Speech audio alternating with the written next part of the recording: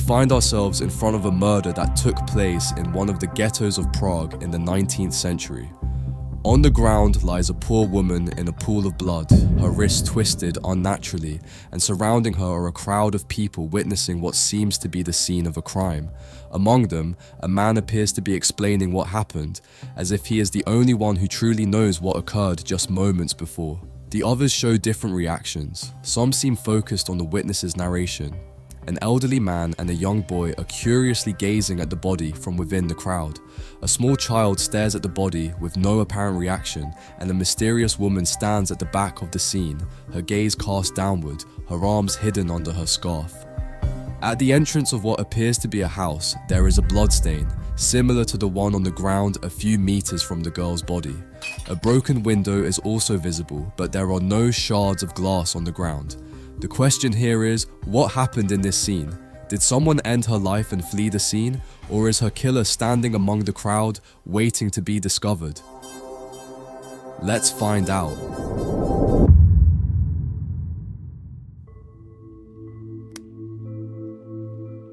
The first time the world saw this painting was at the International Exhibition in Berlin, Germany in 1890.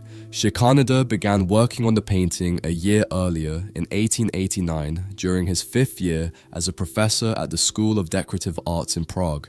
For him, this painting was undoubtedly another attempt to gain international recognition, which is why its size is 203 by 321 centimeters. He wanted to capture everyone's attention with a giant, highly detailed painting. A year later, he exhibited it in Prague, where it became a sensation. Everyone was amazed by this giant artwork, trying to solve what appeared to be a murder. Thousands of people felt like a kind of Sherlock Holmes, following every clue to identify a possible culprit. However, not everyone believed it was a murder. We assume it is because of the title of the painting, but many of the visitors thought it might depict the suicide of the young woman, but we'll discuss that later. In recent years, the specific location that inspired Schikaneder for this painting has been identified. The courtyard where the scene takes place is actually the entrance to the cul-de-sac Spitalska, leading from Rabinska Street in the Jewish Quarter of Prague. Schikaneder knew this place well, as he had lived at house number 186 in Josefov, on the outskirts of the Jewish Quarter when he was younger.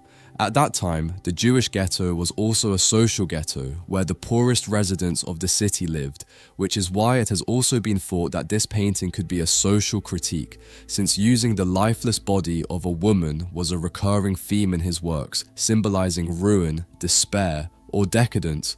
But to reach this conclusion, we must first analyze the painting in detail. Let's start at the beginning.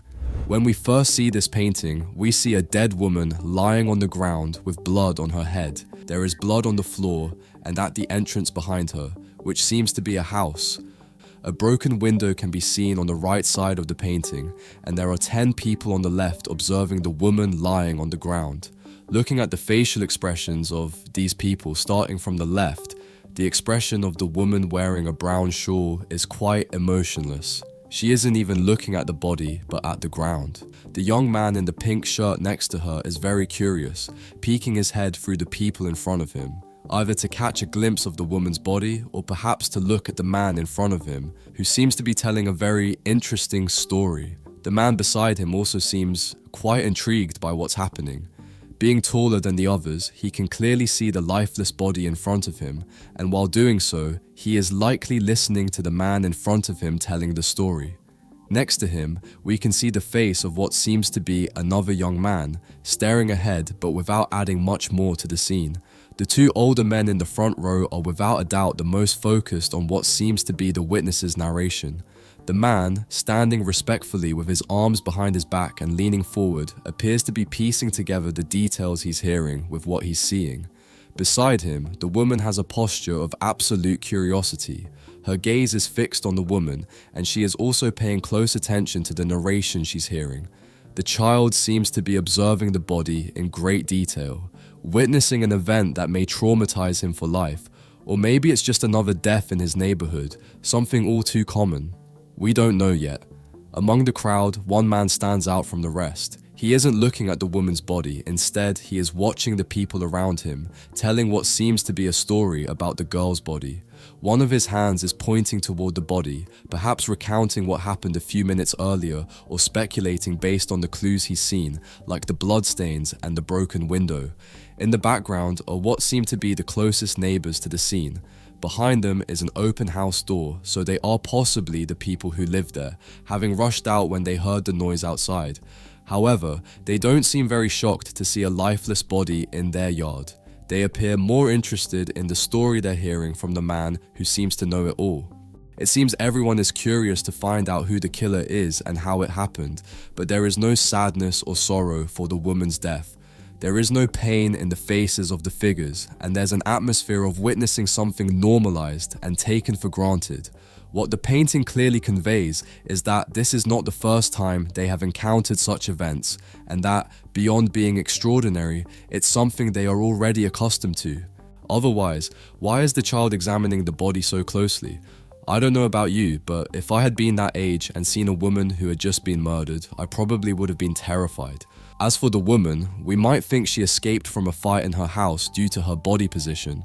The fact that her feet are bare and her body is lying face down suggests this, or perhaps this woman was thrown from an upper floor, which would explain why her hands have no traces of blood and there are handprints on the walls, but if they aren't hers, whose are they? The broken window also gives us some clues. As I said earlier, there are no glass shards on the ground, so it's very likely the window was broken from the inside out, although there's always the possibility that the killer cleaned up the glass before leaving, which I find very unlikely. Or maybe Schikaneder left that broken window not as a clue to uncover the truth of what happened, but to confuse us even more. Now the big question is, who did it? I would love to give you an answer after all this analysis, but the reality is that I don't know. Well, actually no one knows, since Schikaneder never gave an explanation about it. What I can tell you is that this artist lived during one of the worst times in this neighborhood, where he must have witnessed dozens of events like this one. Perhaps with this painting, he wasn't looking to find a culprit for the girl's death, but rather to portray how all the people around her have normalized something as shocking as death. Jokes aside, I find it incredible that such a small child is so close to a corpse, and yet his posture is calm and his gaze is directed toward the body. Possibly with this, the artist wanted to depict himself and some event he had to witness during his childhood. I've read different interpretations of this painting, and there are some great theories. Some believe it could be the man who seems to be explaining what happened. If we take a closer look at the girl's right hand, her index finger appears to be pointing at something, perhaps her killer, and in this case, the finger is directed at the man who seems to be the witness. Another theory is that the woman in the background is the culprit since she's the only person covering her hands. Let's not forget that there's a blood stain at the entrance of the house from where the girl is supposed to have come out, and it's not hers since she doesn't have any blood on her hands. So, it must be the attackers, and apparently this woman is the only one concerned with hiding her hands. All of this is speculation, yes, but it's the only way to get closer to the truth. Or maybe there's a detail in the painting that no one has noticed yet, and it's so revealing that it could tell us who the culprit is. In any case, that's up to you. I'd love for you to leave a comment with who you think the murderer is and why. Don't forget that this painting is already available on our website, where you can purchase it and have it hanging in your home for life. You can also check out the catalogue of over 400 paintings I've personally selected so you can decorate with a true work of art. Shipping is free, and you'll find a link in the description. Thank you for making it to the end of this video. Don't forget to leave a like if you found it interesting, and subscribe to see 2 videos like this every week. See you in the next video. Bye.